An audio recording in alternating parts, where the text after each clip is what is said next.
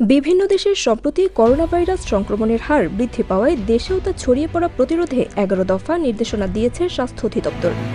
বুধবার দুপুরে বর্তমানে দেশের করোনা ভাইরাস পরিস্থিতি নিয়ে স্বাস্থ্য অধিদপ্তরে এক সংবাদ সম্মেলনে অধিদপ্তরের মহাপরিচালক স্বাস্থ্য অধিদপ্তর অধ্যাপক ড মোহাম্মদ আবু জাফর ১১ দফা নির্দেশনা পড়ে শোনান।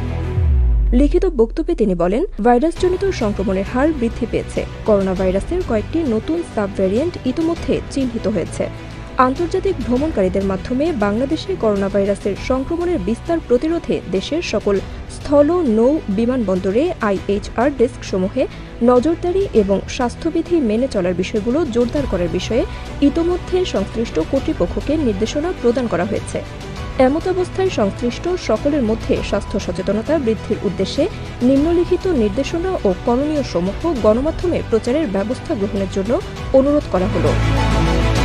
সংক্রমণ প্রতিরোধে জনসাধারণের করণীয়: জনসমাগম যথাসম্ভব এড়িয়ে চলুন এবং উপস্থিত হতেই হলে সেক্ষেত্রে অবশ্যই মাস্ক ব্যবহার করুন। শ্বাসতন্ত্রের রোগসমূহ হতে নিজেকে রক্ষার জন্য মাস্ক ব্যবহার করুন। হাঁচি বা কাশির সময় বাহু বা টিস্যু দিয়ে নাক মুখ ঢেকে রাখুন। ব্যবহৃত টিস্যুটি অবিলম্বে ঢাকনাযুক্ত ময়লা ফেলার ঝুড়িতে ফেলুন। ঘন ঘন সাবান ও পানি কিংবা হ্যান্ড স্যানিটাইজার দিয়ে হাত ধুয়ে ফেলুন অন্তত 20 সেকেন্ড। অপরিষ্কার হাতে চোখ, নাক, মুখ ধরবেন না। আক্রান্ত ব্যক্তিদের সংস্পর্শ এড়িয়ে চলুন এবং কমপক্ষে 3 ফুট দূরত্ব বজায় রাখুন।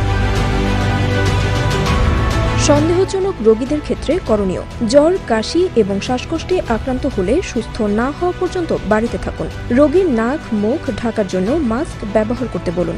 রোগীর সেবাদানকারীগণও সতর্কতা হিসেবে মাস্ক ব্যবহার করুন। প্রয়োজন হলে নিকটস্থ হাসপাতালে অথবা IEDCR 01-401-196293 অথবা স্বাস্থ্য বাতায়ন 16263 এর নম্বরে যোগাযোগ করুন।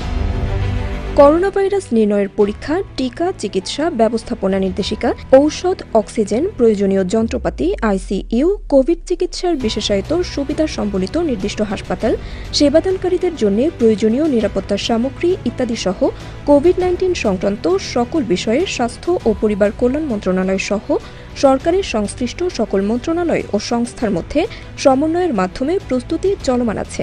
অতি দ্রুত এই সকল বিষয়ে আমাদের প্রস্তুতির বিষয়ে আমরা সংবাদ সম্মেলনের মাধ্যমে সকলকে অবগত করা হবে বলেও জানানো হয়।